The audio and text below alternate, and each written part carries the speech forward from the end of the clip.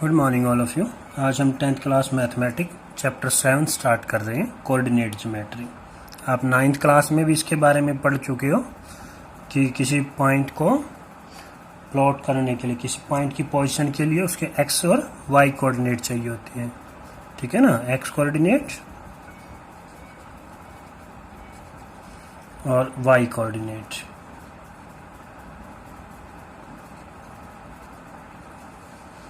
X coordinate को क्या बोलते हैं? एब्सिसा। और वाई कोऑर्डिनेट को क्या बोलते हैं? ऑर्डिनेट।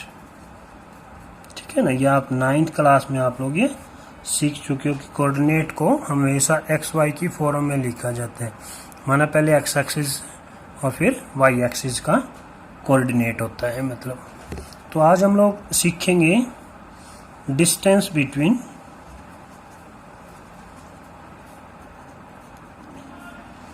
Two points. दो पॉइंट होंगे कोऑर्डिनेट एक्सिस में, उन पॉइंट के बीच की डिस्टेंस को कैसे निकालते हैं हम लोग, और उस डिस्टेंस को जब निकालने के लिए हमारे पास उत्तर होगा, उस फार्मूले को हम लोग बोलेंगे डिस्टेंस फार्मूला। बड़ा इंटरेस्टिंग और इम्पोर्टेंट फार्मूला है। देखो, मान लीजिए आपके पास ये कोऑर्डिनेट एक्सिस है, ये ओरिजिन है, ये कोई दो पॉइंट है, सपोज करो ये P है, ये Q है। इन दोनों के बीच की डिस्टेंस निकालनी है हमने, ठीक है। सपोज करो P के कोऑर्डिनेट x1 y1 और Q के कोऑर्डिनेट x2 y2 होंगे। तो यहाँ से इस पे परपेंडिकुलर ड्रा कर लेंगे। ये सपोज करो आपके पास आ गया A पॉइंट, ले लो, यहाँ से इस पे परपेंडिकुलर ड्रा किया, ये सपोज करो B आ गया, और इससे इसको इसके पैरेलल एक लाइन ड्रा कर लेंगे, सपोज करो C आ गया।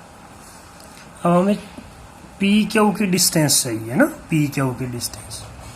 तो देखो ये OA कितना है, जो A का x एक्सिस होगा वो होगा, माना ये कितना x1 है, तो OB कितना है, OB आपके पास x2 होगा, क्योंकि जो डिस्टेंस है ना, जो कोऑर्डिनेट एक्सिस होते हैं वो हमेशा ओरिजिन से होते हैं, ठीक है ना, ओरिजिन से होते हैं। तो ये कितना, ये वाई एक्सिस होगा P पॉइंट का, तो ये y1 है, और QB कितना होगा, y2 होगा। x एक्सिस पे तो x कोऑर्डिनेट, y एक्सिस पे y कोऑर्डिनेट, ठीक है ना। अब क्या करेंगे, देखो AB निकाल लेते हैं हम लोग। AB कैसे आएगा, AB जो डिस्टेंस है वो कैसे आएगी, OB minus OA, OB minus OA। OB कितना है आपका, x2 है, और OA कितना है आपका, x1 है, ठीक है ना। C भी निकाल लेते हैं, C भी तो हमारे पास है ना। अगर ये y1 है तो ये भी y1 होगा। क्या चाहिएगा, CQ निकाल लेते हैं ना, CQ या QC जो भी लिखो आप, CQ। अब देखो CQ कैसे आएगा, BQ minus BC, BQ minus BC। अब BQ क्या है, y2, और BC क्या है, ये y1, ठीक है ना। तो ये राइट एंगल ट्रायंगल होगी। इसमें देखो, इन राइट ट्रायंगल PCQ, ठीक है। तो इसमें पाइथागोरस थ्योरम लगाएंगे। देखो क्या बनेगी Pythagoras theorem, PQ square is equal to PAB, है ना। देखो PC जो है ना वो AB के इक्वल है, जितना AB होगा उतना PC होगा। पहले तो लिख लेते हैं, PC लिख लेते हैं इसको, PC का स्क्वायर प्लस में CQ का स्क्वायर, ठीक है ना। ये पाइथागोरस थ्योरम है आपके पास, पाइथागोरस थ्योरम। अब PC के इक्वल देखो क्या है, PC के इक्वल AB ही है, तो यहाँ AB रख लेंगे। और सी क्यू देखो, सी क्यू हमने निकाला था, सी क्यू ये रहा, ये क्या है y2 माइनस y1 का होल स्क्वायर। ए बी क्या है फिर, ए बी भी हमने निकाला हुआ है x2 माइनस x1 का whole square plus y2 minus y1 का होल स्क्वायर। ये क्या चल रहा है पी क्यू का होल स्क्वायर। तो पी क्यू क्या आ गया भाई, इसका रूट हो जाएगा x2 माइनस x1, डिस्टेंस है नेगेटिव तो होगी नहीं, तो ये क्या हो जाएगा y2 माइनस y1 का होल स्क्वायर। तो ये आपके पास फार्मूला आ गया, इसी को बोलते हैं डिस्टेंस फार्मूला, ठीक है ना। इस डिस्टेंस फार्मूले के देखो दो पॉइंट थे आपके पास, x2 माइनस x1 का स्क्वायर, y2 माइनस y1 का होल स्क्वायर, दोनों के बीच में प्लस और सारे का रूट। क्या किया, x2 माइनस x1 का whole square plus y2 minus y1 का होल स्क्वायर और सारे का रूट। ये आपके पास डिस्टेंस फार्मूला है। एक्सरसाइज का फर्स्ट क्वेश्चन देखते हैं और इजीली समझ आएगा। देखो जैसे एक्सरसाइज 7.1 का फर्स्ट क्वेश्चन है, find the distance between the following pair of points. इनके बीच की डिस्टेंस निकालनी है। तो फर्स्ट पार्ट करते हैं, 3 पार्ट है इसमें ए बी सी। तो डिस्टेंस बिटवीन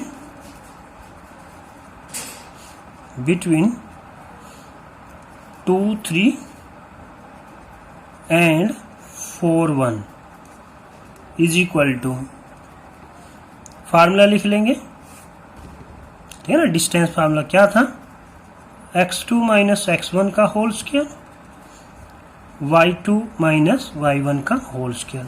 सीधी सी बात, x वाले में से x को घटा दो, y वाले में से y की वैल्यू को घटा दो। तो देखो इसके हिसाब से क्या बना, 4 माइनस 2 का होल स्क्वायर और 1 माइनस 3 का होल स्क्वायर। तो देखो ये बन गया आपके पास 4 माइनस 2 2 बन गया, और ये क्या बन गया माइनस 2 का स्क्वायर बन गया। 2 का स्क्वायर क्या होता है 4, माइनस 2 का स्क्वायर भी कितना होगा 4। तो इसको ऐसे लिख सकते हैं ना, 2 इंटू में 4 का स्क्वायर रूट 2 हो गया, ये 2 अंदर ही रह गया, तो उनके बीच की डिस्टेंस आ गई। अब जैसे मान लो सेकंड है, सेकंड पार्ट, इन दोनों के बीच की डिस्टेंस निकालनी है। डिस्टेंस बिटवीन -5 7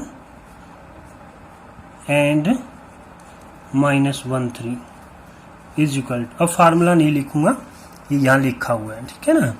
अब देखो x2 माइनस x1, -1 में से इसको सब्ट्रैक्ट करना है तो ये प्लस हो जाएगा, plus y2 minus y1, 3 minus में 7, तो क्या आ गया, ये तो 4 बच गया, 4 का स्क्वायर, ये क्या बच गया -4 बच गया, इसका भी स्क्वायर।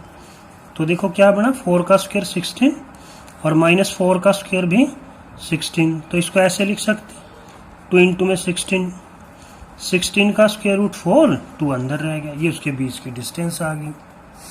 लास्ट है इसका सी पार्ट जो है, ये सॉरी ए बी सी थे, ये ए था, ये बी था और ये सी पॉइंट है, सी पार्ट है। तो डिस्टेंस बिटवीन ए बी और एंड -a -b, ये भी कोई फर्क नहीं पड़ता, x1 में से x2 घटाओ या x2 में से x1, क्योंकि वो क्वांटिटी पॉजिटिव रहेगी, क्योंकि इनका स्क्वायर होता है, ठीक है ना। तो हमेशा आंसर सेम ही आएगा। देखो x2 माइनस x1, x2 कितना माइनस है, इसमें से ये सब्ट्रैक्ट करेंगे, प्लस y2 माइनस y1 कितना है वो b है, तो माइनस b हो गया, इसका स्क्वायर। ये क्या बन गया -2a का होल स्क्वायर, प्लस में -b माइनस का 2b और इसका भी होल स्क्वायर।